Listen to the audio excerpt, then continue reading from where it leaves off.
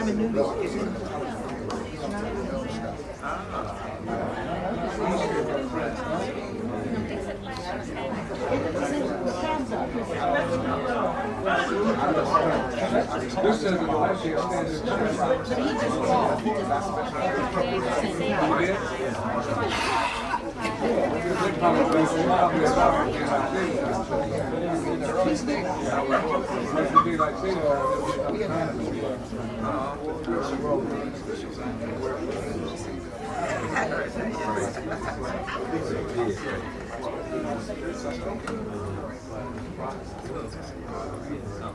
Director of Essence. Jean-Pierre, a journalist and composer, music producer. I'm Mark Morial, president of the National Urban League. I live in New York, but I'm from New Orleans. All right.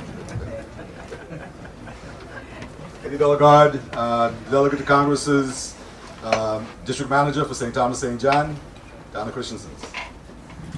Pastor Troy Parvell Smith and Democratic chaplain for the Party of Power here. Excuse me. Oh, Christine Fields from BET 90 News. I'm Adelaide Sanford, Vice Chancellor of the Board of Regents of the University of the State of New York. Jennifer Burns, poet, writer, playwright, Haiti by way of New Orleans, by way of California, by way of New York. Safisha Matabuti with the Institute of Positive Education, Chicago, Illinois.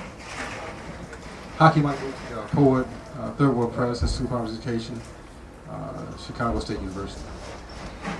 Benny Ivey, Center for Democratic Renewal, Atlanta, Georgia. Rusty Burns from California, by way of New Orleans. Trinity Burns, Palm Desert, California. Cassandra Grant, educator, New York State Education Department, but also representing the Board for the Education of People of African Ancestry.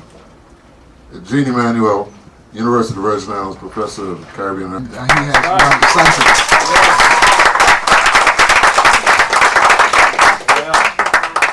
Danny is also working on an extraordinary project. This movie he talked about, Toussaint Louverture, which he is personally raising money for. This is his love. This is his passion. He's directing and doing all those good things. And I know that for the last several weeks he's really been working very hard on that. And because this is not the kind of flick that anybody would finance. And what Danny's basically saying about this, he doesn't really care whether there's this huge market. There may be. The thing is that this movie must be made, and that's what he's committed to doing.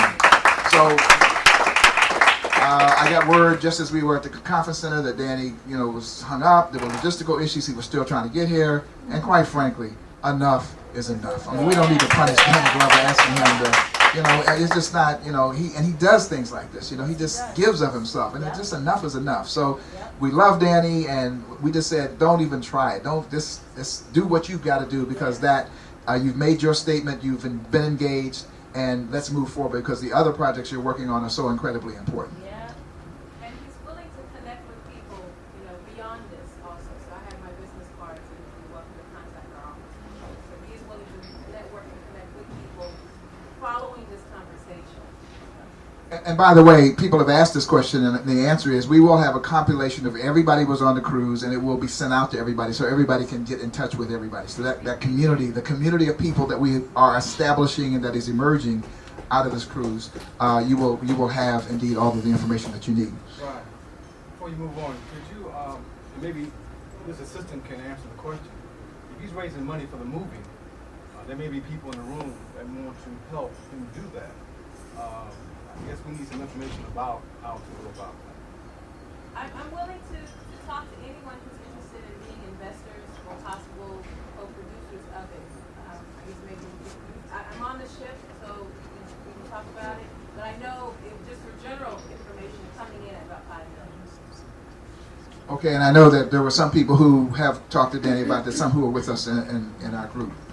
What we'd like to do, and we certainly have asked Mark Morial and Jean-Pierre and Susan Taylor to help us with this part of the conversation, is we began this journey with a certain set of expectations, at least in terms of the 2.5 years of work that we've done. Along the road, there have been twists and turns and bumps and whatever, which is true almost with any endeavor that one might undertake. Of course, within the last week, we changed course in the sense that we made certain decisions in relationship to the existing administration in Haiti and our determination that we would confine our activities to Labadee. Danny decided that he would not go on the ship itself, but would meet us in Nassau and meet us here as a way of engaging in the dialogue about Haiti and where do we go from the current situation and where do we go from here. Today, I think we had a very powerful conversation on the ship yesterday, and it seems to be that one of the things we could most productively do is talk about where do we go from here in terms of how we move forward. That's a part of the conversation that we certainly are going to have the very last day on the ship on Friday, where we'll sort of consummate everything, and that takes place against the backdrop, obviously, of organizations and institutions in Haiti that could use our help. That's what the Haiti Support Project was founded to do, was to build this relationship between Haitian Americans and African Americans. And quite frankly, it was to do it because we thought it was important that our Haitian brothers and sisters see that people who look just like them were willing to participate in the process also. Because there are lots of people, who have projects, all kinds of people who have projects in Haiti. And certainly when people are in need, they should accept help from whomever they can get help from. But it is not, from our point of view, psychologically and culturally healthy that the only people see providing that assistance are people who don't look like you. Right. And in fact, yesterday you recall the woman from Pittsburgh, Mrs. Pamphil, who stood up to say, I have this project, but quite frankly, the people who most volunteer to help me are not African Americans. They are usually white Americans and who come and help and participate. Now that's certainly not true of the work that Joe Beasley does in terms of having gone to Haiti with us and then having gone on, and Joe is going to have some words on the last day. And he has, through the support of the Progressive National Baptist Convention, I don't know if it's the Convention, Baptist Convention, I know it's progressive now, have built a school for 400 children, a medical clinic, a church, and about to drill a well for fresh water. And that was done by black people, with black people, about 4 times a year. He takes, 20 or so doctors go and whatever. And so that is the model, so to speak, of what we are attempting to help get done. So one of the things that can be most helpful as we move forward is to be in a position to make sure that out of this cruising into history, there are things. We're going to issue a communique at the end in terms of the kinds of commitments that were made in terms of moving forward. So that's kind of the broad context for the conversation. And I'm going to ask both all of our persons who've joined me here to offer their ideas about it, and then we can open it up. I know Leonard Dunstan has some specific ideas about how we might organize ourselves on the ship on Friday in terms of groupings to do some things. Leonard, we certainly want to invite you to offer your opinions because you've talked to me about those things. And then we can just generally have people share their thoughts about how we move forward. And let me just say for our host from St. Thomas, from the Virgin Islands, if there are specific questions that you would ask of us about the mission, the purpose, the background, our dear brother from the university, whose name I'm blanking on now, but Dr. Emmanuel, if there are questions or any of our hosts have about what we're doing, why we're doing, we are perfectly willing and eager to answer any questions that you might have. So I'm now going to turn it to, I think first Jean-Pierre.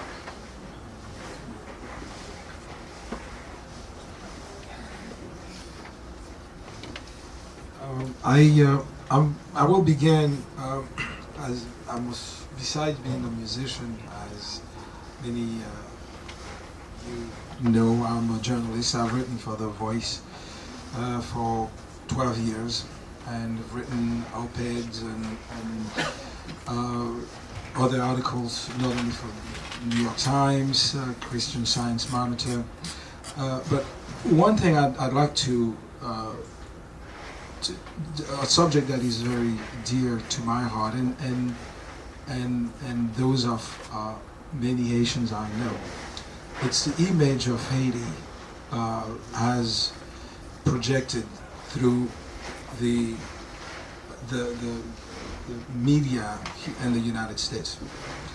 And I think this is one aspect of this continuous or series of crises we always hear about Haiti.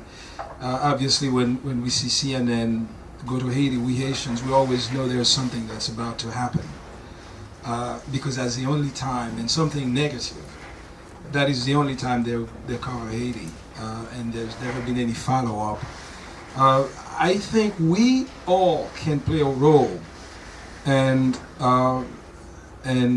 pushing as we can, whether through C-SPAN or and talk radio, of course, is being dominated by the far right.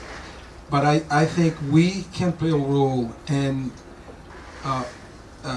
pressuring the media on Haiti. We have, as you know, and your presence here on Cruising into History implies that you care about Haiti. But Haiti has more faces than those that have been projected through the main media. The violence, the so-called violence that's always associated with Haiti is a myth. Of course, there's violence not only in Haiti, but it's everywhere in the world. But can you imagine this? 8 million inhabitants. I think Haiti is more, but officially will accept the UN figure. 8 million people. New York City, the 5 boroughs, 8 million. So it's the same number. In New York, you have 75,000 police officers, well, not police officers, but law enforcement agents. In Haiti, you have 3,000. 8 million, 75,000, and 3,000. But even ourselves, even we Haitians, are so conditioned with these images that we see about Haiti that we believe that we are violent. And that's the insidious part of this campaign, and this is willful. This is not by coincidence that they show you bodies in the streets, and obviously we have to acknowledge they didn't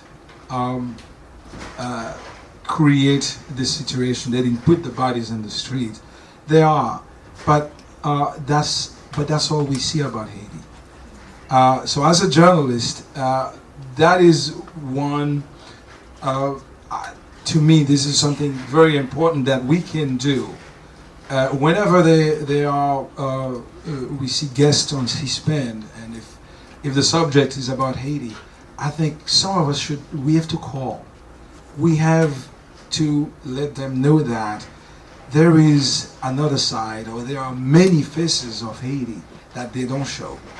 And I believe that through our letters to editors, when we see stories in the New York Times, if you make do a search from Lexis Nexus, you'll see stories on Haiti, and you can count that 90% it's always about the strifes. It's always about the political problems, and indeed we do agree that we Haitians, in fact I was talking to Jean-Claude Martino yesterday, we did agree that one of our, it's just a dream to put all the politicians in the stadium and bury them, because they really, and this is a class, the ruling class and the politicians in Haiti, as Frederick Douglass would say, they are the enemies of the state,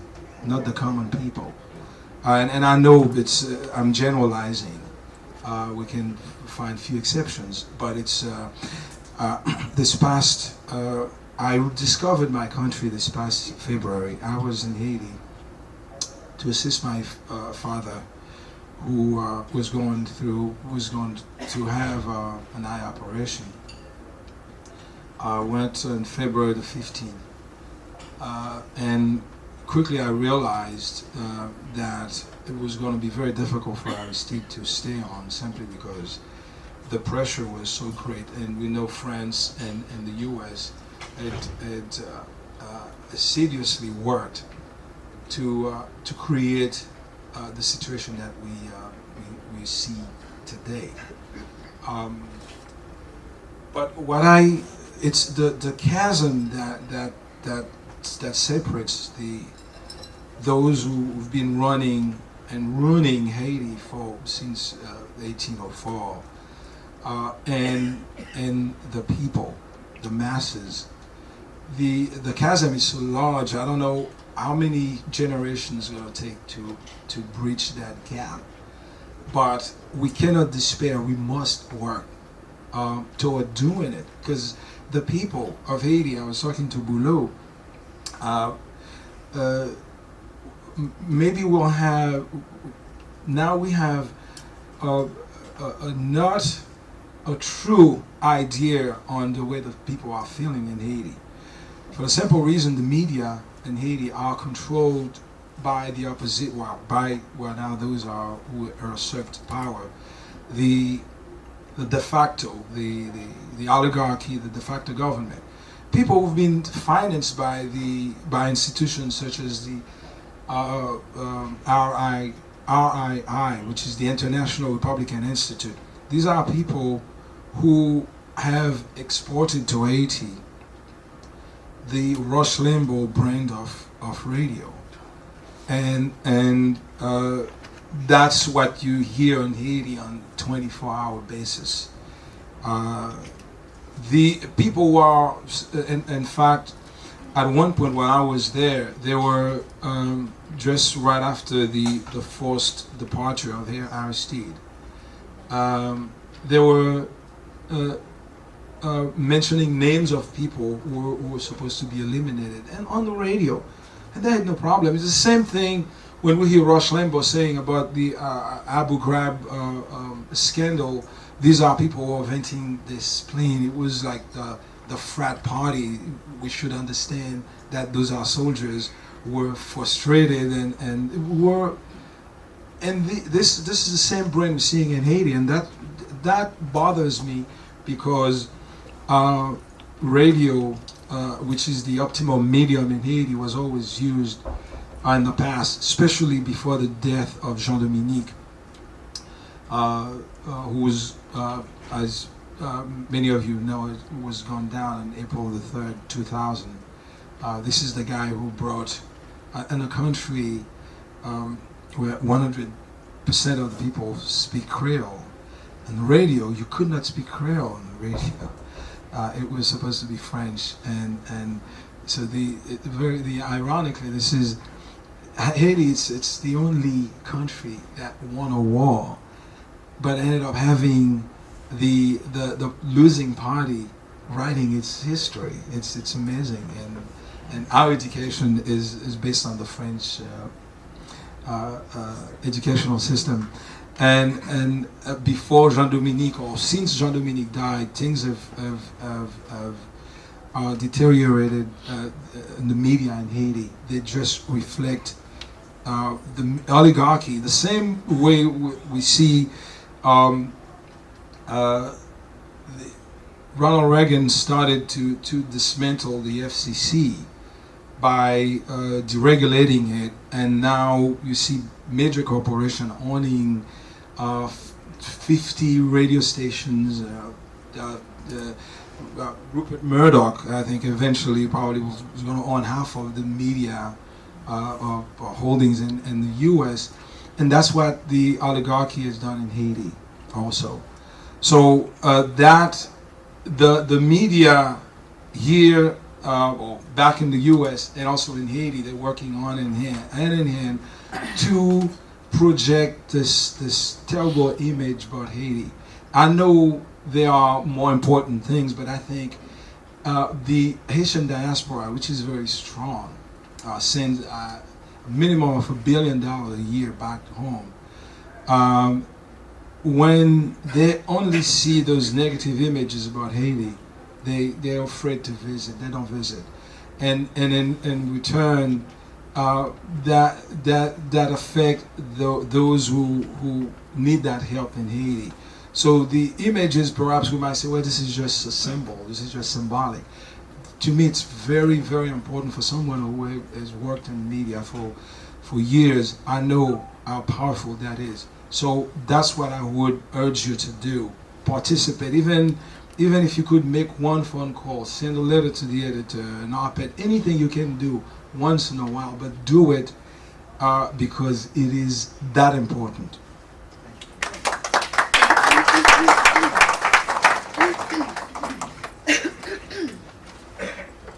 Thank you, John. Very simply, we won't despair.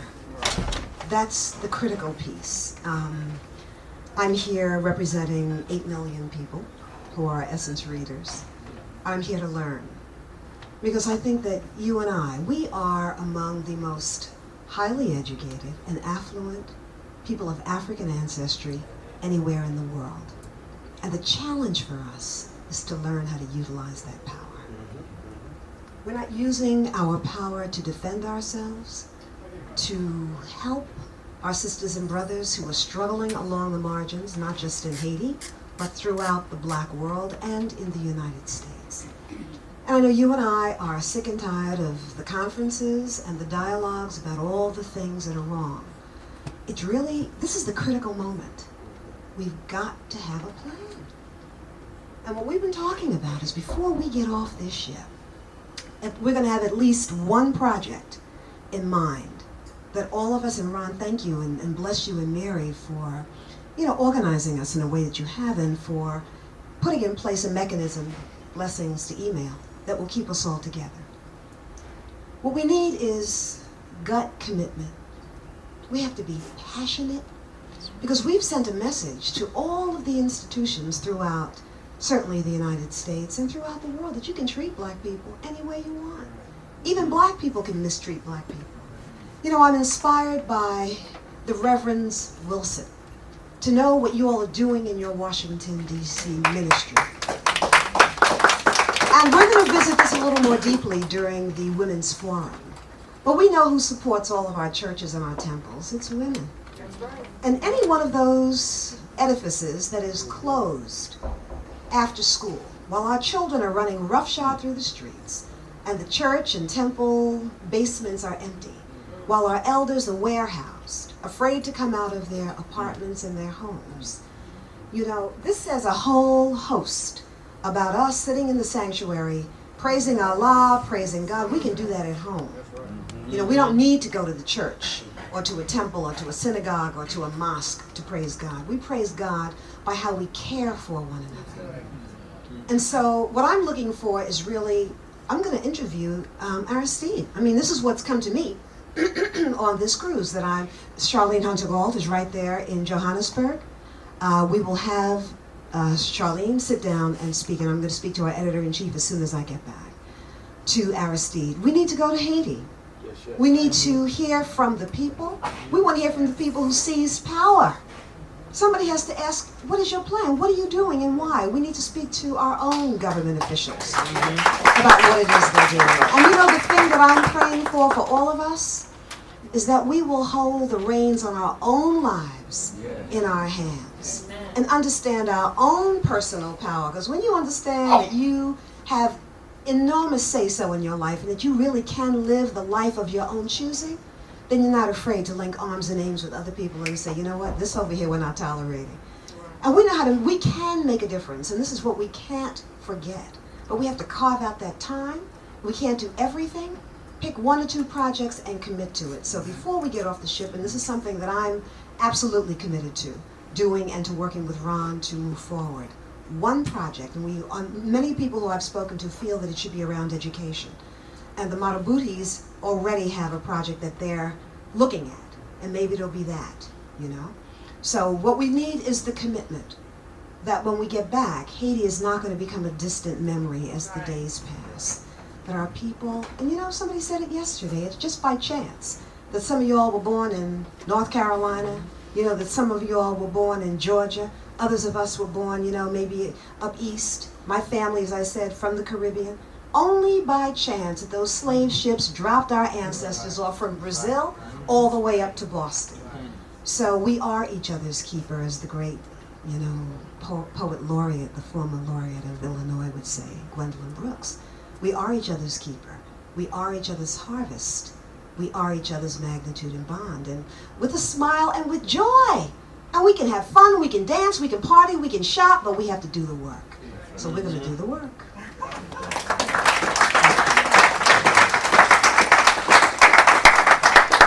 Thank you. I don't know what I can add to all this this power and all of this thought, but I just want to once again thank Ron, and I'll do it every time I have an opportunity to speak, and his better half for all of the work they've done, and certainly to all of you all, because this is a group of people who are committed.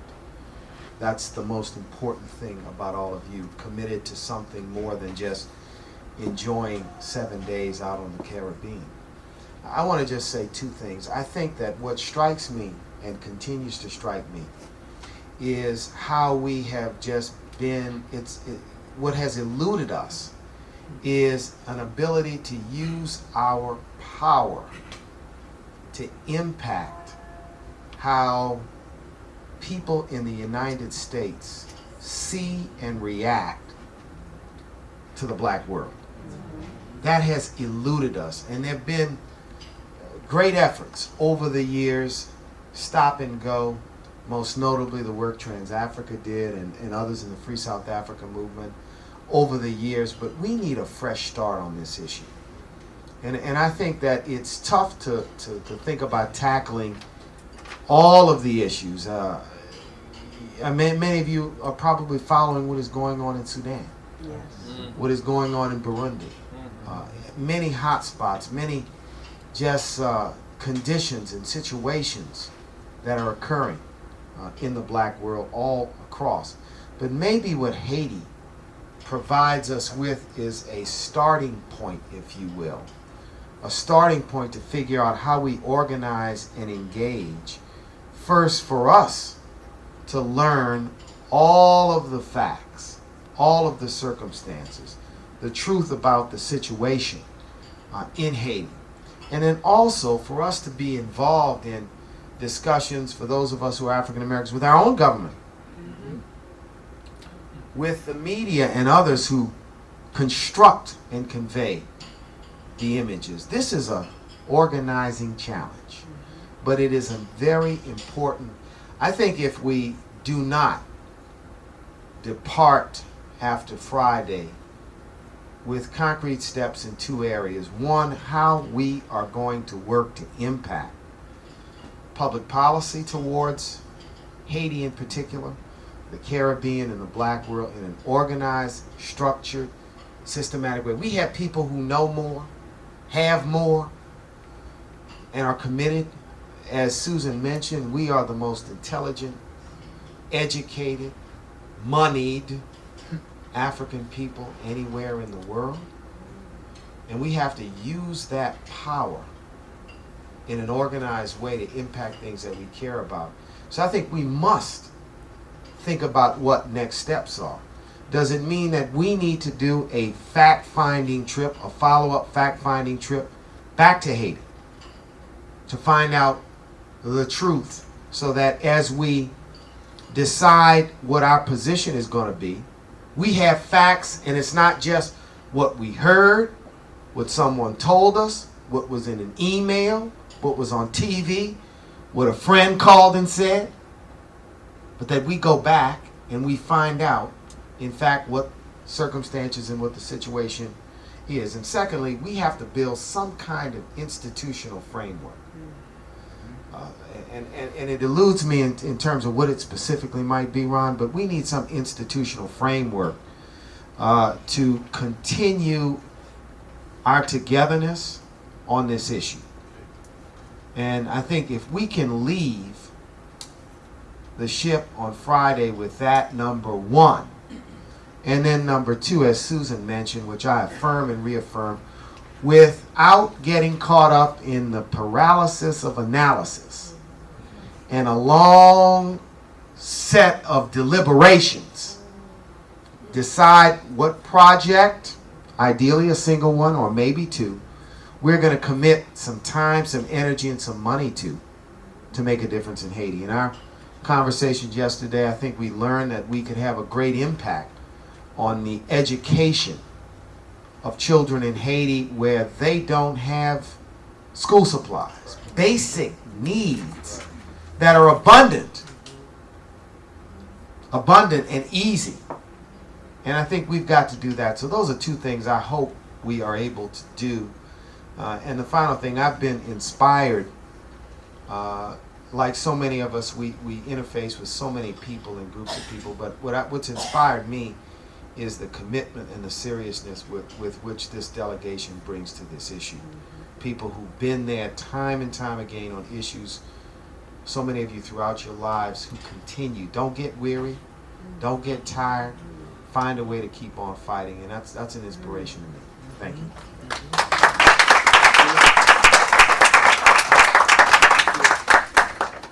What I want to do now is I'm gonna sort of work the audience a little bit, but I want to make a couple of observations, because I think that there's an issue of why Haiti. Why Haiti? Because there is South Africa, there's Ghana, there's lots of other places. And one of the things, in 1995, we made a decision to focus on Haiti. And in part because of the work that I've been doing many years, it was kind of like we overlooked Haiti. I mean, we worked all over the Caribbean. It's not the first time being here in St. Thomas, Grenada, and a number of other places. It wasn't purposeful. It was the Duvalier era. A whole lot of things blocked that communications. But we decided to commit to Haiti as a priority. Why? Because there is a debt owed because of Haiti, what Haiti did in terms of a Pan-African revolution when we were on our backs. Haiti gave us back our dignity. So we're not doing Haiti a favor. And within abroad, as a Pan-Africanist, if I look strategically at what would be one of the most important advances for us collectively as an African people, it would be to erase away that the poorest nation in the Western Hemisphere. Because what that's really saying is, y'all took some power, didn't you?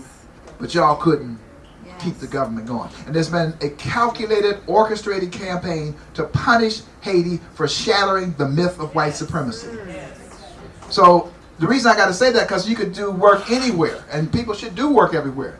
But I'm saying that it's critical that a piece of the work you do, all of us as African people everywhere, should be focused on Haiti. It's not sentimental at one level.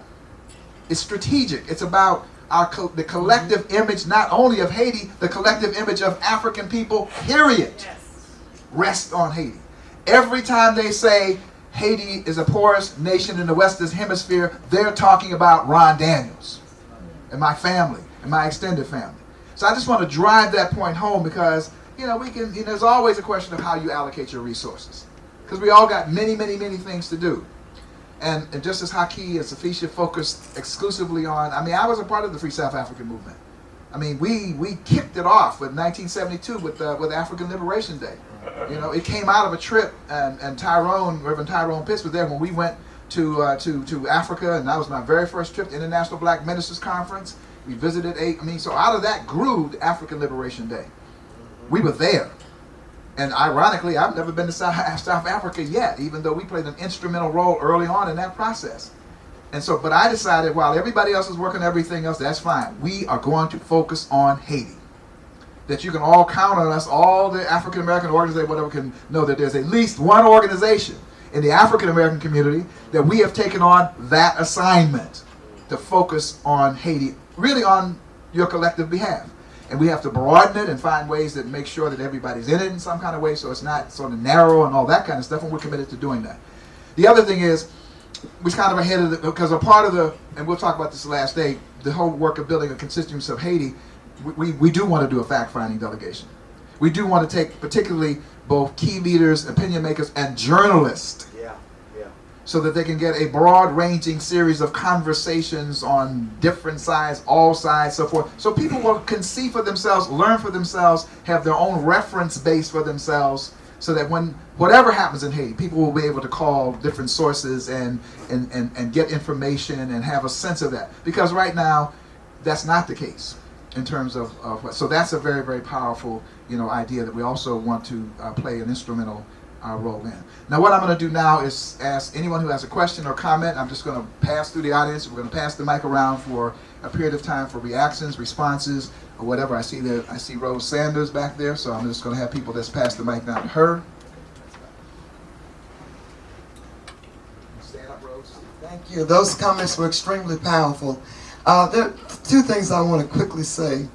Ron, you're right. Those of us who are in battles in different places, like when you go to South Africa, I mean, right now I'm trying to get students back a build a center hanging out over there for those two. Then you go to Mali. That is a problem. And my thing is, there's got to be a way to reconcile it. I know you're right when you're focusing on Haiti.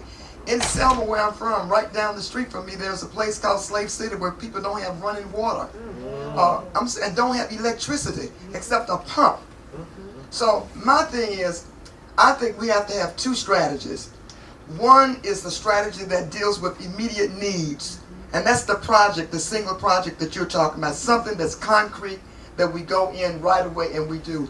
And I think no matter how stressed we are, most of us from organizations where our funds are depleted, okay, and like our radio station's been burnt down twice, so every time you try to educate people, you are met with this type of domestic terror.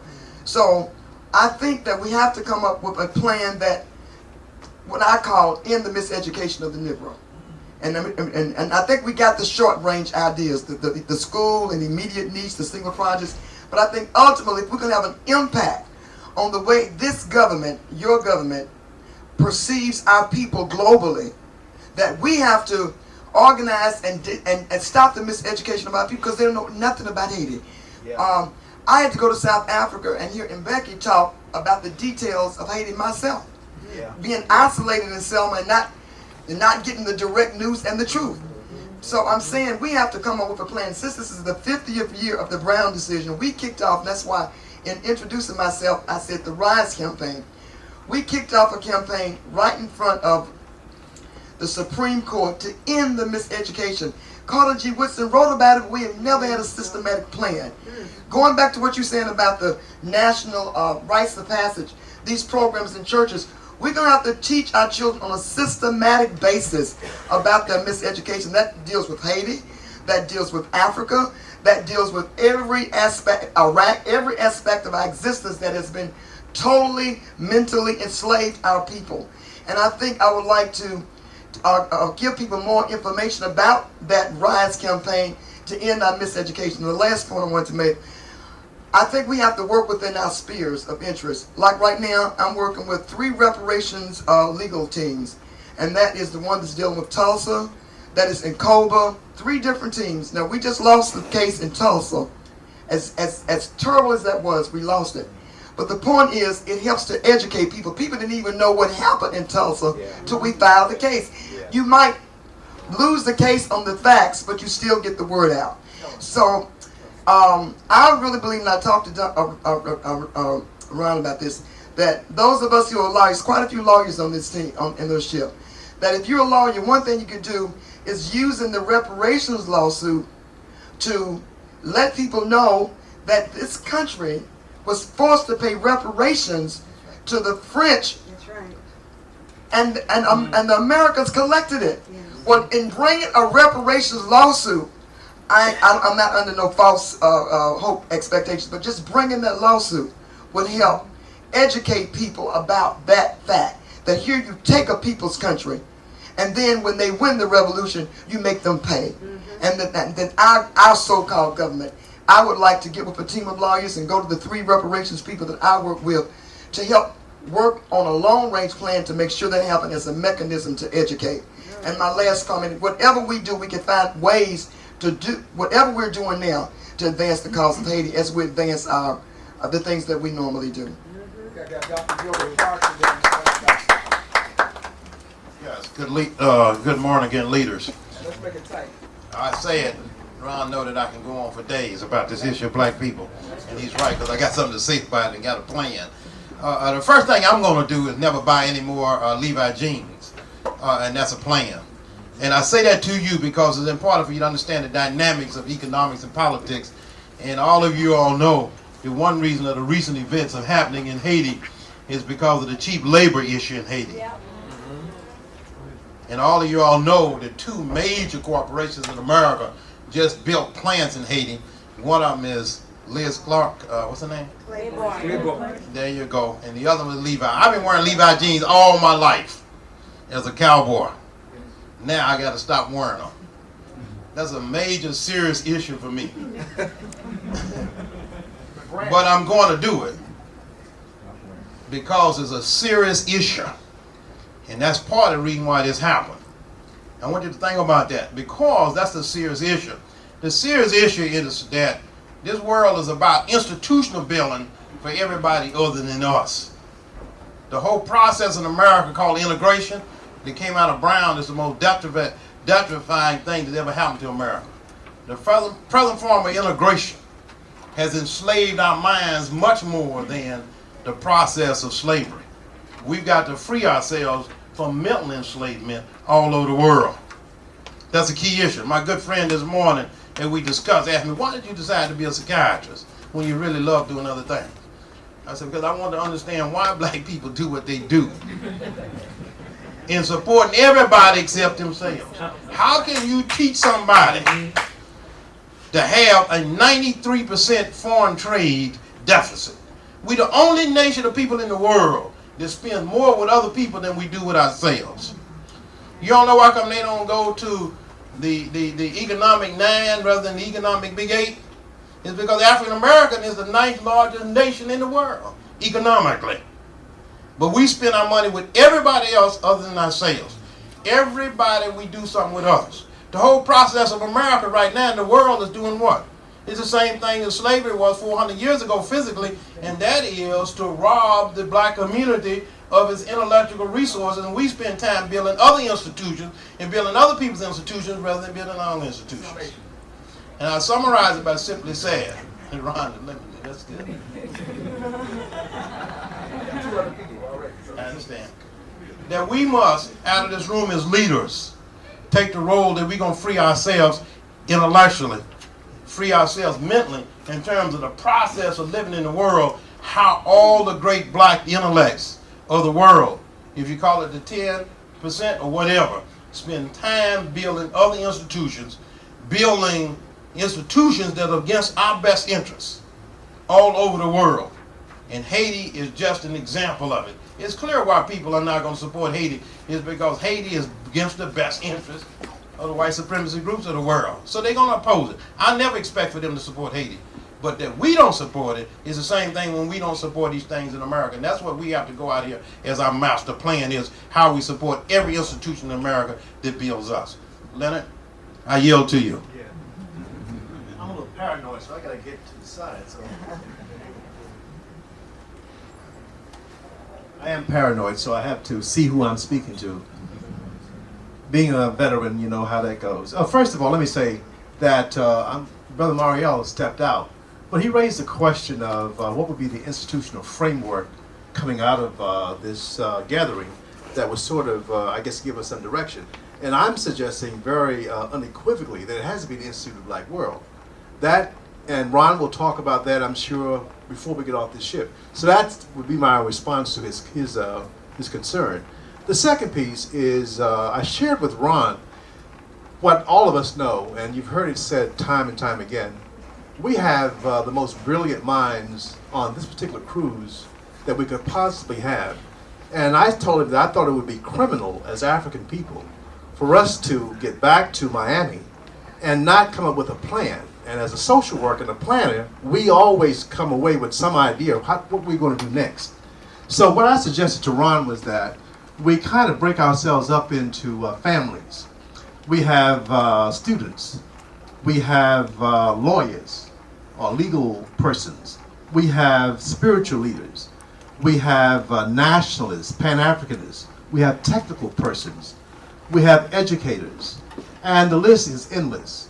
But my suggestion is that before we go further, and Ron can suggest how that should occur, that we just take an inventory of the various resources that we collectively have, talk about what projects our individual disciplines can focus on, and then go back to our organizations with a plan of action that would help the Haiti Support Committee move the process forward. That's my very simple suggestion to Ron.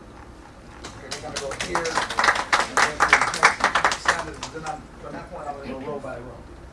I'm going to work my way back. We're going to take about another 20 minutes and wrap it up. So we need to be succinct. And let me just say that Professor, Yes, I will mention that. I just wanted to say that I was very happy to hear in the preliminary discussion that education. First, I want to really thank Ron for making that explanation. In fact, about why Haiti. In fact, I was sitting there getting ready to ask the question whenever you decided to answer. But I want to cite one example from my childhood and take it one step further. When I was growing up, I was one of 13 children. My mother was a very feisty woman, and she didn't take anything off of anybody. But we lived on what's called our property. But my grandfather still lived, so we didn't have any interest in the property at all. So we had to walk 2 miles to the road and 2 miles back. And they would always wait for my mother and start telling her that she didn't have any interest in it, so they're gonna put us off the place with all of these children. And my mother didn't say anything. That's the only time in my life I know that she wouldn't speak up and speak out, because she didn't want to end up being put off because all these children, she didn't have a place to go. And so one spring she told us, she said, look, she said, when y'all pick cotton this year, we are not going to buy any school clothes, any school book. She said, I'm going to take your money and I'm going to go buy me a piece of land. Because she said, I'm tired of them threatening me every single day that I walk to the road and back from the road. And so that fall, she took the money. She got $50. We went from Bay Minette, which is in Baldwin County in Alabama, and went over to Escambia County, which is a place called Freemanville. What she did was, she took the $50, the 1 acre land cost $150. She put down the $50. But whenever she got back, the word was out that she had already gone. And so each time she would walk back and forth, nobody would say anything to her after that. And the idea of what happened was, all of a sudden they knew she had a place to go. And we never lived on the 1 acre land, but she was never threatened again after that. As black people, as African people, as long as folks feel we don't have any place to go, we will always be under threat. So when Ron says, why Haiti? Haiti, if we concentrate on Haiti and make Haiti a desirable place to go, then it affects all of us. Nobody threatens us as we have a place to go. Right now, Haitians trying to come to the United States. But if it was a place that we wanted to go, then it will impact all of us in a very positive way.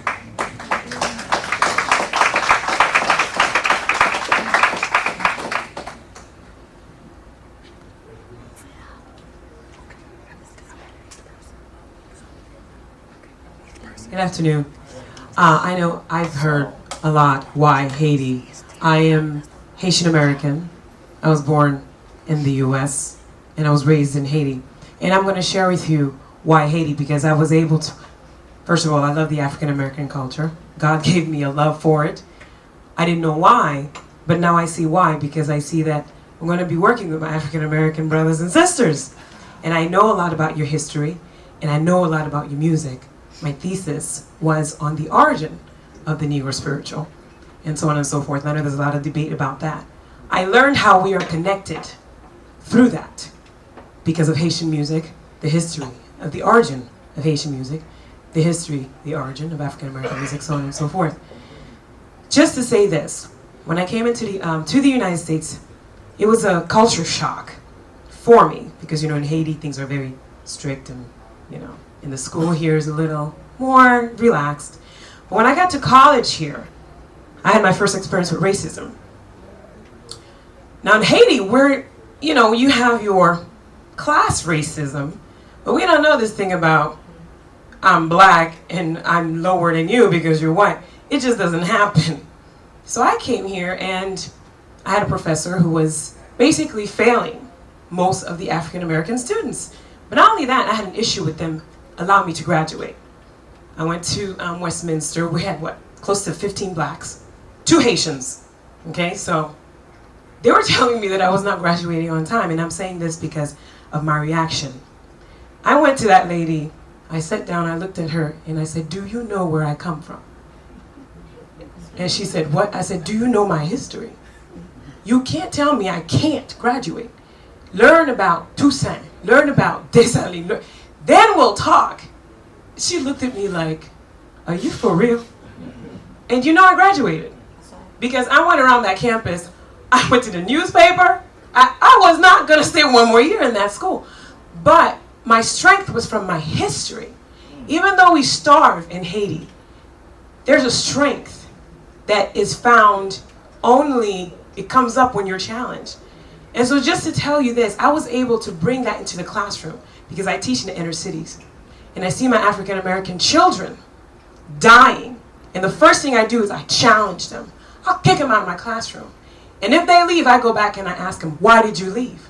You need to come back and challenge me because I'm your teacher. My job is to make sure that you are being educated. And if you don't understand something, you better sit down and tell me, I don't get this. They were shocked. And some of them started to do it. Kids who were roaming the hallways would come and say, I don't know how to do this. Can you explain it to me? Then they started to have a pride in who they are. Even though they were going home to I worked in one of the worst areas in Newark, New Jersey, Bergen Street. You want to talk about gang kids?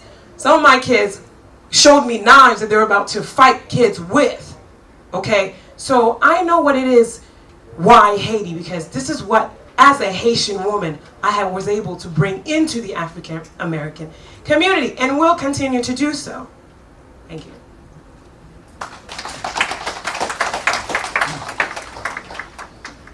Joe Beasley will make other comments later, probably Friday. And I've been to Haiti, I suppose, 20 times. But I'm convinced that that we're tied together. We just recently started an organization we call African Ascension. And I believe that God has fixed it so that we're going to have to all rise together. We'll talk a little bit more about that hopefully Friday evening. I want to suggest I think we should coalesce around some of you all we're getting ready for the American election. We've always had, for the most part, enemies of Haiti as the ambassador to Haiti. We should change that. We should coalesce around that. And I think that Ron Daniel would make an excellent ambassador to Haiti. Once they do the background check, I would have a chance.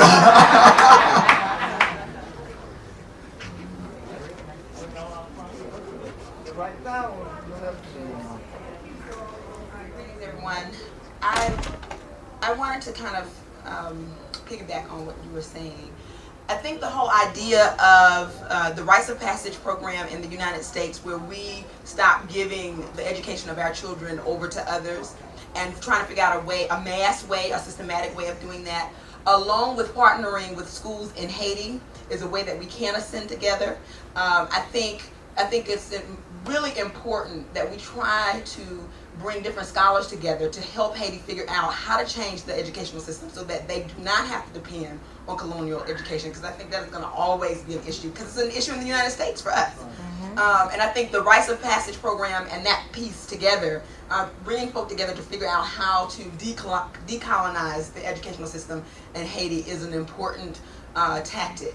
I also want to say, though, that in terms of partnerships, I think it's really important that we partner respectfully of each other. I think American arrogance does infect the black community, and that we have to make sure that we don't take that arrogance into other places. I think it is true that black Americans have more resources and have more access to many things, but I think we have to be careful in terms of like saying that we're more intelligent than, or I just think we have to be really careful in terms of how we partner with our brothers and sisters, and that we respect and value each other's cultures and each other's gifts and talents.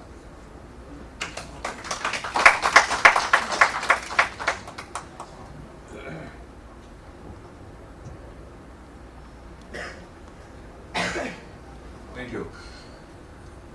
To come back to what Susan said and what one is talking about, education is truly a good project.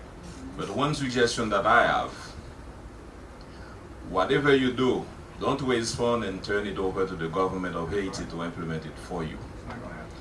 I would suggest that you have a foundation or private organization. In Haiti, they call them organization, non-governmental organization, ONG, they call them in Haiti, or whatever it is. But you have to make sure that the money is channeled the proper way and that we get what we deserve and the Haitian people benefits from what you're trying to do, not a few in the government of Haiti.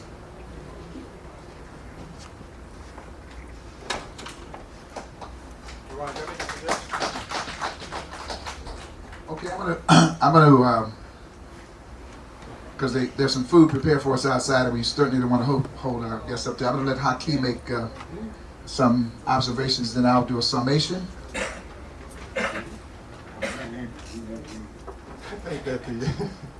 I think one of the major problems among our people is, especially the leadership, is corruption. I don't mind saying that. I think the corruption of the leadership and the misuse of material funds and so forth, we got to deal with. That's right. Two, I think that we have an organization already in existence that we can use, which is the Institute of the Black World. Ron brought the Institute of the Black World back into existence. We trust him. He's a man of character, integrity. I think we can begin to funnel resources through the Institute of the Black World, and at least for now. I mean, I hope we can work that through. Finally,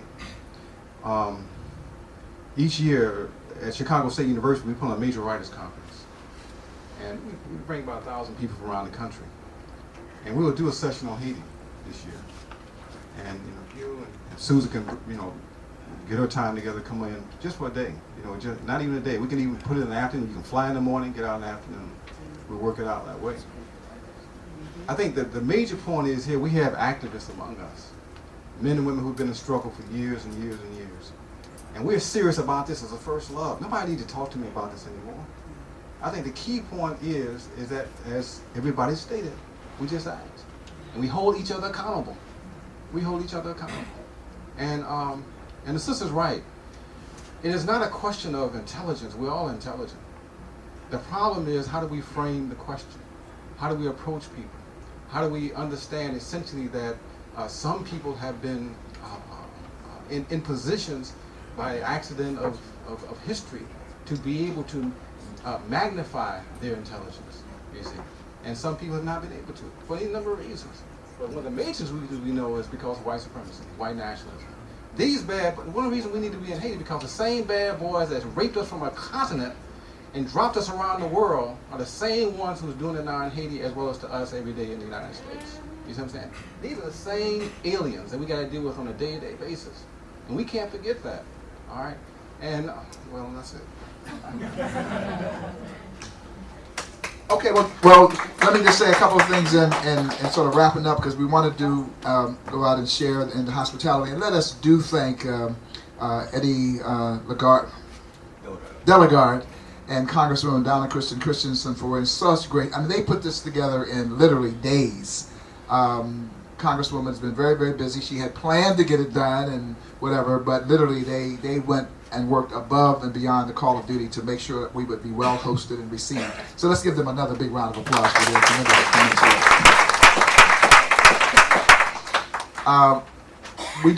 It is important that we're going to have a health symposium back on the ship today, and I need some people to come to the conference center at 6 o'clock, even if you're not going to the health symposium, because I need to do some organizing of people to do some other things. We are going to take up Leonard's suggestion, and we'll announce it at the Haiti Cherie piece tomorrow, that the lawyers can caucus in the conference room between 2 and 4, I think it is, on, or maybe 1 to 3 on Friday. But there's a place on the schedule that's called the marketplace.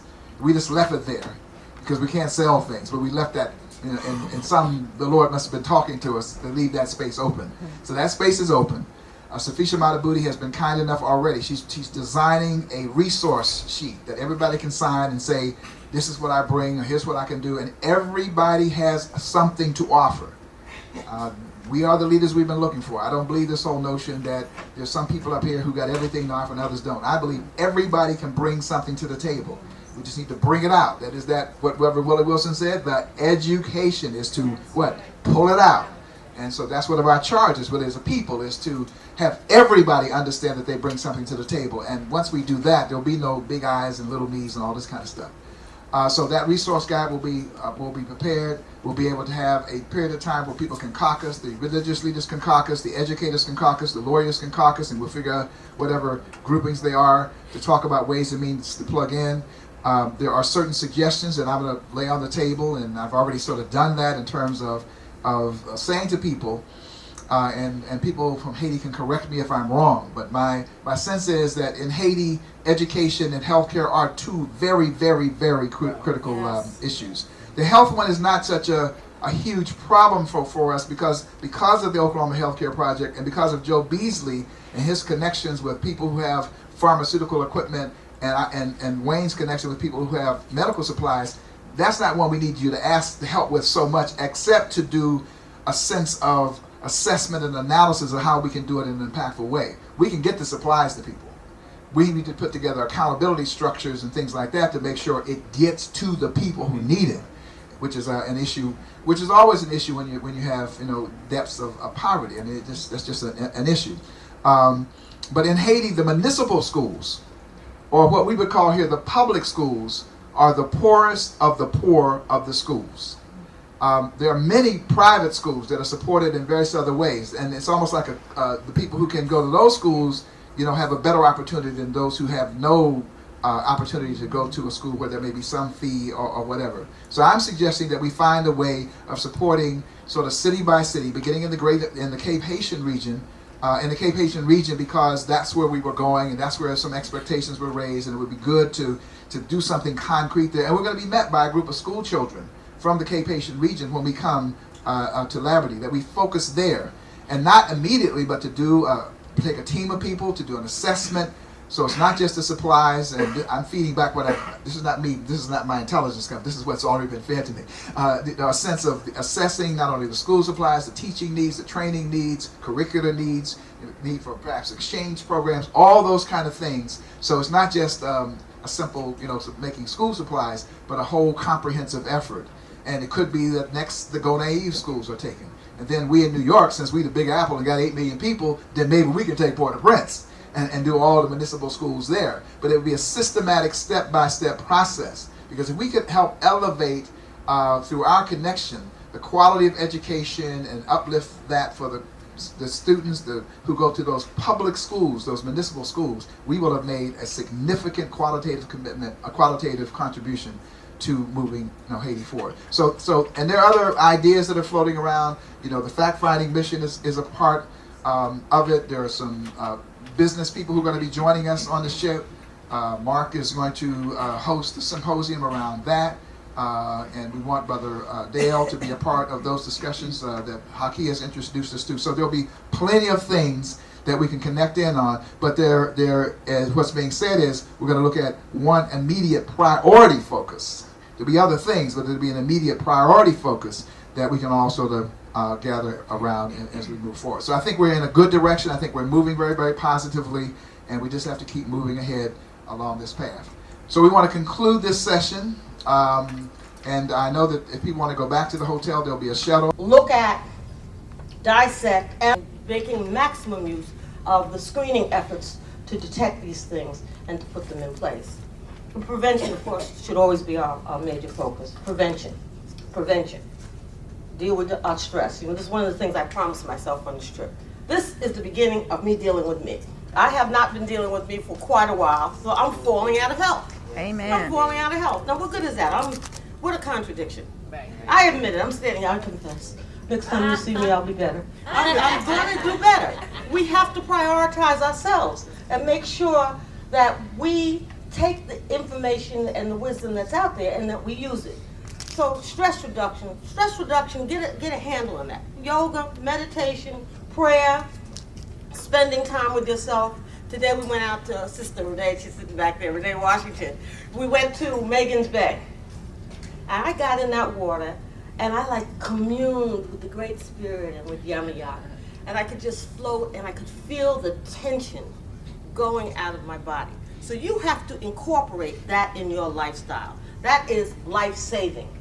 So along with all the academic and the mechanical and the scientific and sophisticated things that we may be mentioning, like, chest x-rays if you smoke cigarettes, or, bone screening exams for people as they get older, particularly if you're overweight, obesity that leads to osteoporosis. We want to use the scientific methods, but we also want to incorporate those things that have to do with our spirit, that have to do with our emotion, that have to do with reducing all the toxins that are produced from the stresses that we have to deal with every day. And our stresses are maximum. We suffer more stress, angst, anxiety than any other people who are in existence at this time in a so-called, because I have a real problem with this term, industrialized first world country. We are the victims of all that garbage that goes into, or comes out of, I should say, racism, classism, any kinds of oppression that there is. And it translates into many spheres in our life. And one of those spheres that's most deadly for us is our health. So those areas where we're vulnerable, personally the areas where you're vulnerable. So the first thing I think that we need to address is our suspicion of Western medicine and the healthcare system. Now, this is a big problem because these are the people who brought blankets to the Native Americans here, laden with measles. These are the same people who spread knowingly, this is not a mistake, smallpox, and wiped out more people than any of their killing with guns has ever done on this continent. These are the people who have terrorized us psychologically and emotionally and spiritually, maimed us, raped us, sold our children away. This is the same establishment that had the Tuskegee experiment. That from 1932 to 1972, and it was a Caucasian who blew the whistle on them, and there were black people going through that system. So we have a healthy reason for having a suspicion. Birth control pills used for the first time on Puerto Rican women. We have to have a healthy suspicion. It's justified. But we can't let that suspicion stop us from making use of what is also going to be of benefit for us. So that's a conundrum. That's a problem that we have. It's one that we have to look at and solve. We certainly need more people in the healthcare system at every level, from administrator to doctors to nurses to social workers to people just cleaning the hospitals. We need people there, and we need people who look like us. We need people who understand us, because the next problem that I want to point out to you is that we are being stymied by the cultural barriers. There are cultural barriers. People are trying to administer to us, to our health, to our well-being, trying to communicate with us and touch us, because really, as a healer, which is what all nurses, doctors, social workers should be looking at themselves as, you have to touch the person. You have to communicate with the person. You have to establish a level of communication where the person can extract from you the information that they need, where they can mold it with you in a culturally sensitive milieu and framework, so that you then can apply it to yourself. So people have to know, no, giving me a pill for my depression is not quite enough. Bringing my child in, yes, he's overactive and he's doing stuff, but just giving him some Strattera is not enough. He may need the medication. I'm not saying whether he does or not, although I do think there's a whole lot of over-medication that goes on. But I also think that there are times when we need medication or we need some of these therapies and we don't use them. And that's the trick to find out when those times are. So the first one then is suspicion and what we're going to do with it and how we resolve that. And the second one is getting enough of our people into those positions so that we have those who are culturally sensitive. And failing that, at least educate those who are coming to deal with us about who we are, not so they don't come, thinking we are what they saw on the TV or whatever propaganda is out around us. I'm in a hospital where we have many, many foreign medical grads. I received a fellowship from the American Psychiatric Association last year. And it was a little healthy amount of money that went to the hospital. And it was for cultural education of the psychiatrists being trained at Harlem Hospital. Because there are very few African Americans there. Now you can imagine of all the different fields. Somebody that you want to understand your culture, brain.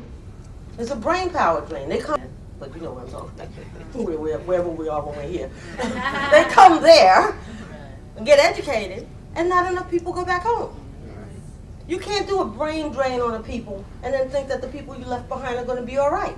Somebody's got to go back home and deal with it. You can come back and forth. I know one brother I work with that trained with me. He's a plastic surgeon.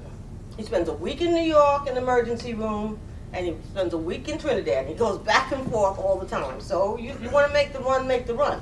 But you have to have an obligation to whatever that individual community is that nurtured you.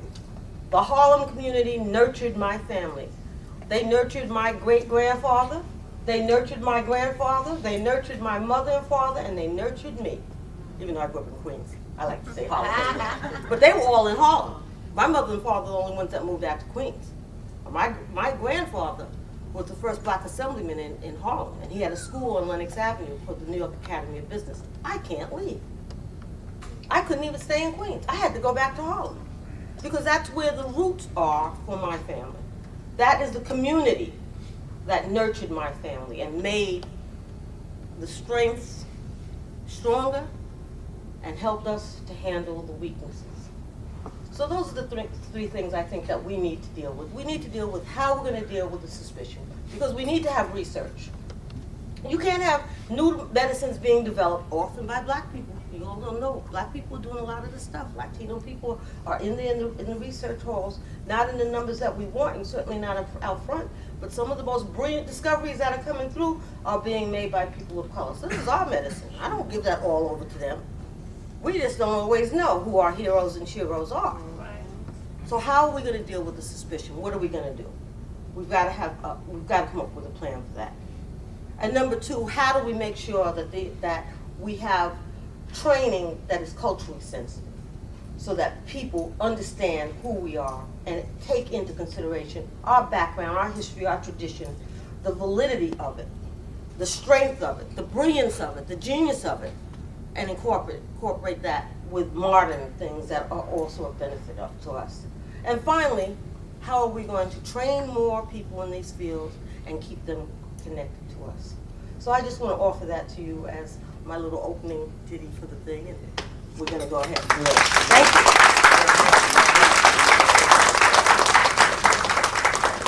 Very good. Thank you so much. Okay, our next speaker will be Barbara Major from the New Orleans St. Thomas Health Services. Good evening. My name is Barbara Major, as my sister said, and I always have to tell people, Gilbert said, you don't have to tell people, I'm not a health expert, but I'm real proud of that. I'm a community organizer. I run a health clinic, and people say, in fact, a good friend of mine who I hadn't seen in a long time here, Gwen Patton, say, hi, Barbara, last time I saw you, you working in housing. How you get in health? One is being a good community organizer, you understand the intersectionalities of oppressions. So wherever you are, you know that's what you're supposed to do is organize. I'm going to tell a story about a community, and as Dr. Justice laid out stuff, a response to that. See, because what we've come to understand in our community, and we don't say everybody else got to go there, but we say that racism is our #1 health issue. And to resist racism is what is the beginning of making us healthy. And how do you do that? One is that you begin to develop your own institutions, but one of the things that had concerned us is that those of us who developed organizations in the community forgot what we were developing them for. And so we are caught up in delivering services, and no longer are we pushing for social change. We spend a whole lot, and in fact, we equate social change with social services. Say, no, that's not what it's about. So the community said we need a health clinic, but we want it different. And when I was asked to be the director of the health clinic, the first thing I said was, I am not qualified to direct the health clinic. And so the board of directors at that time said, well, think about it. And I thought about it, and I said, wait a minute, I am supposed to be the director of this health clinic. They said, why? I said, I am most qualified. They said, well, how'd you decide that? I said, I've been black, poor, and uninsured all my life. Who is more qualified to be the director of a community-based health clinic? And I was asked to come on as director of this health clinic because of the work that I have been doing around institutional systemic racism, and to really see if in fact we could create an anti-racist institution for healthcare, which also meant that we would not only create a community-based organization, but we had to engage that healthcare system, because we believe that we are asking a healthcare system to do what it was not created or equipped to do, and that is to serve our people, and to serve our people in the most humane way. But we need a healthcare system. So what is a process for changing the healthcare system? It is not enough that we have a clinic. And we have a full service health clinic. We have 14,000 patients, 85% of which do not have insurance. So that means that we have to raise that money, and we've been very, very fortunate. But see, we raise the money not just because we good, but because we organize. And we organize, politicians and folk who make decisions understand that we bring some power to bear. We're not just a bunch of sick people. We are people who may have some health issues, but are people who understand that we have to resist that. Because I've actually believed that my people were healthiest when we were really in the street resisting that which oppressed us. Mentally, we were healthier. I see us sicker now than we've ever been in a lot of ways. I am in a place where I can see the best and the worst of who we are. And quite frankly, I see more of the best of who we are. Folk can say a whole lot of things about young African-American men or whatever. I see these young brothers coming to my clinic all the time with their babies, and the sisters that have those babies with them. That doesn't mean that we don't have some problems or some issues, but we have some really good stuff. Learning how to take that good stuff and build on it, we have not done. The other thing is that one of the things that Bar said is to help create folk to be in that healthcare system who understand what we do. And so we said that, you know, we deal with the issue of culture and multiculturalism, but we don't believe that you can even deal with multiculturalism until you deal with racism, because we see some racist multicultural training going on around this country. So until we understand what racism is, how it works and what it does, and in fact what it has done to us, and how we begin to respond and react to each other, then we can't do the work in our community we're supposed to do. So we also work in several universities. We are doing training with the family medicine family medicine residency at the University of Albuquerque. I teach a class at Louisiana State University. I'm a teaching clinic as well. So I have residents from LSU, I have social workers from SUNO, I have a partnership with Xavier University. They pay my pharmacists, I train their PharmD students. The other thing is, you cannot volunteer or work in our clinic unless you go through a workshop, not only to hear what we say racism is, but accept that analysis. And when we say, you only gotta accept it, but you don't work here. My folk got enough issues instead of bringing some confused folk up in there, even to volunteer. I mean, people want to volunteer, but you know, for me, I am suspicious of healthcare. You're absolutely right. And I don't take care of myself real well either. I do the best I can. I'm just lucky born with some good genes and look damn good for my age.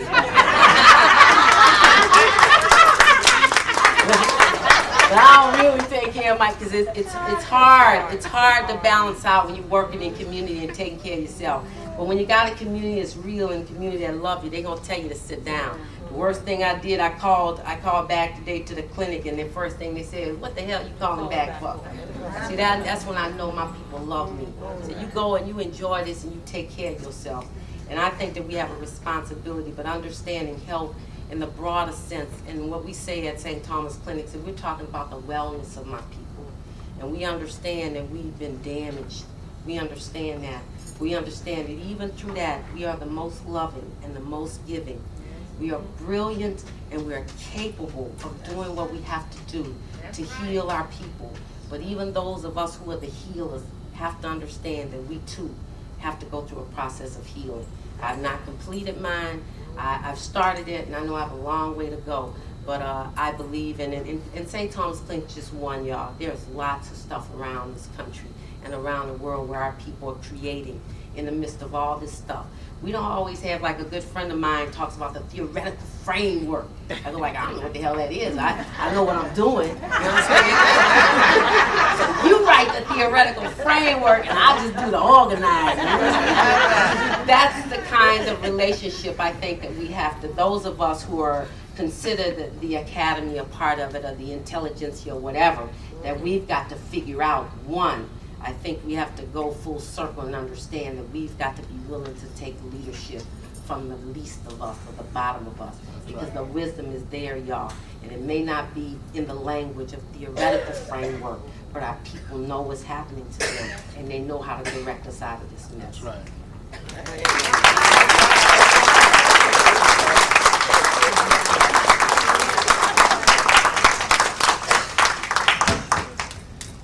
All right, Dr. Gilbert Clark. You need something? I thought I needed a computer. What's she doing? Oh. She's putting on this side. Oh, she done moved it. She's testing the other There's a side, I problem think. with it? Well, that'd be probably best that I don't have it to use. Probably. Most likely. May I speak? Thank you very much. Then let's talk health then. And both of the previous speakers have spoke greatly about mental health, obviously, and talked about the role of our mental state. And they have given me that responsibility today to talk about that also on a more extensive level. And I hope to be able to say a few words that will give us a direction in terms of what we want to accomplish. As Mary Frances said earlier, this is just a phased process, and we're in the middle phase of stepping to the next level of working all of us into the mission of the Institute of the Black World that Ron Daniels is so masterfully leading and directing, that we all may in this realm participate. I do know that each one of you in your own areas, your own home place, is doing something of some substance and structure in order to make this happen, and that we have a conspiracy already going on of making things happen. If it didn't, we wouldn't survive. Ron just wants to more formalize it into a more effective force that he can then move forward with, and certainly with his leadership we will be able to do that. So I certainly today, as a mission out here, continue to commit mine and myself and mine wholeheartedly to following Ron Daniels' leadership in this particular area, while I continue to do some things in other arenas that will complement what he is doing, and I know that each one of you will go out here with that mission in mind. I say that because that's important in terms of us and our mental health, and understand that we are collective people, a people who have a nation that was built long before even Haiti was, and that we come out of a nation of people that had good health, good mental health, and a powerful intellect, and a powerful capacity to make things happen with their minds. It was only when we began to fall from the grace of our great place of glory and control of information and knowledge that we begin to weaken ourselves. And although we've talked about racism here, is one thing that my father, who just died in '93 a few days ago, used to say to me all the time. He used to say, Gilbert, it don't make no difference how strong the wind blows. What really counts is how strong the house is that you're in. See, but they really still can't think. So, although, I'm troubled with the whole problem of not being able to make it in life without all these college degrees weighing me down. My father used to tell me, oh, somebody get a college degree or somebody who can't make it without it. So he said, boy, you may not be able to make it, so I want to give you some degrees. I went out there and got some degrees and everything. He kept paying for helping me and everything. So well, you all that want to know, it ain't worth it knowing, but I'm one of the people who couldn't make it without a degree. So I got a degree about everything you can think about. Chemistry, biology, mathematics, astronomy, economics, you name it. I got a tight lid. So, come ago, I ought to be able to make it now, at least make up to those brothers who can't make it. But I say that because it's related to our mental health. And it look like I'm just ad-libbing a little bit, burning up my 20 minutes, I really am. I was hoping they'd get the screen up. But they was talking about being prepared, you know what I mean? They told me this was all worked out. Okay, but we're going to do it all right anyway. I said that to say, to get to this point, that the ancestors have a lot to offer us. And for all of y'all that think you're not living right and all that kind of stuff, think about it. Don't be overly convinced. And this is contrary to a lot of people tell you. That you eat wrong and do this wrong. Because you're fat, you ain't right. All that other stuff people tell you. Be careful about that. I eat pork every day of my life. My father did not start the breakfast in the morning without fat, without pork on the table. We eat ham every morning. Every morning. Every morning. Every morning. Every morning. He died at 93, just a year ago. And he only died then because he said, Gilbert, I've done all I want to do. He said, hey, I got to get out of the way and leave it to you all now. You know what I'm saying to you? And he just drifted on away. Like they say about great cowboys, they don't never die, they just fade away. He just went to sleep one night. He got a brother that died in 92.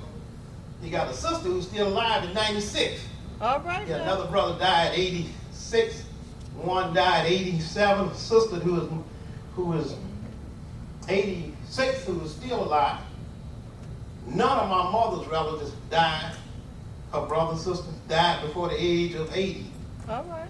And all of them ate pork every meal we got together. So, that may be the case, but I'm telling y'all, ain't no research that no brothers have done that it proved that ham kill people. Okay? I'm a researcher when I ain't doing that now. I tell you, there's no scientific double-blind controlled study where there is a placebo study associated with it that will prove that ham kills. Tell me, brother, is there one out there? You see that? If that brother don't know it, don't exist. Okay? So I'm just going to raise this with you. And you can't tell me that collard greens will shorten your life. Hey, I eat collard greens myself frequently. Now, the only time I get upset is when I look in the freezer and all the collard greens are gone. I get a little irritated then. Other than that, I'm all right. You know what I'm saying? I called the wife this afternoon. I said, did you go pick those greens? Like, I picked up a batch of greens that you left in the garden. I said, okay, we doing our time now for this spirit to come out. Ron just looked at his watch. I was watching. I only use about 20 minutes, Ron, at the most. And in this storehouse of spirits, think about this, because I want you to rate back a minute and start thinking. Don't just let thoughts run through your mind if you have, and don't reject these thoughts before they come to you. Let them rest on you a little bit, and then reject them if you need to. Because they're not against any religious thing you've been taught or anything else, and I'm not trying to be atheist or anything. I'm trying to get you to think about humans and how things happen. The great maker reaches into the storehouse of spirits and selects a spirit, for which that spirit is then blend with a physical piece that then, which is why we're so important and why we must do what we do as a people. Of that, the physical egg and sperm that comes together from a male and a female then creates that entity called an embryo. And why is that so important? Because now we have a physical and a spiritual combined that is now producing a person, and it is the emotional state of both the mother and the father that is extremely crucial in terms of what the state of that sperm or egg will be at the time of conception when it unites with the spiritual piece. It's extremely important to understand that. It's the emotional state of the male and the female at the time that they sperm will highly affect the sperm. A lot of stuff that you hear talking about embryo chemistry changes in the moon and etc. has a lot to do with the emotional state of the male or female at the time of conception. Please, sir. The condition under which conception occurs is highly important, which leads us to talk a lot about he shoulda, he should not have. Passing one of the famous San Juan fishing derbies.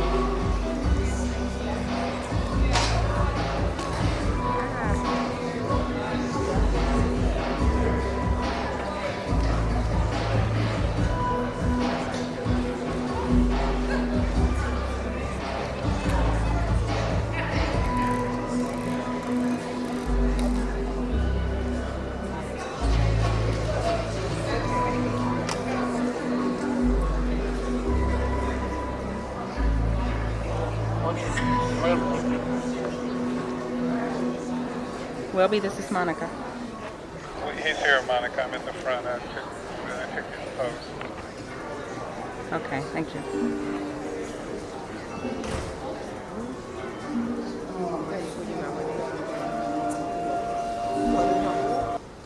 Been kind enough to make contributions to our work, who want to be helpful in one way or another. And we've structured these packages that include t-shirts and books and various other things. Some people have placed their orders, they have not received them yet.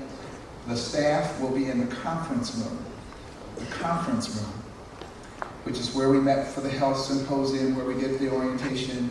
They will be there from 6 to 8 tonight. Right after this program is over, you can go there, you can either get your order or you can place your order. So, and spread the word, because people somehow don't get the messages. So we have to be a collective drumbeat, you know, sort of sharing the word with each other as we pass each other in the hallways and various other things. Again, the contribution packages can be picked up in the conference room. The staff will be there from 6 o'clock to 8 this evening. Your school supplies. Tomorrow morning, we will be gathering in this room. Nice, you know, 6:30 or so, just to get up and just watch as you approach the coastline, to just see Haiti as you come up on it. You know, that's a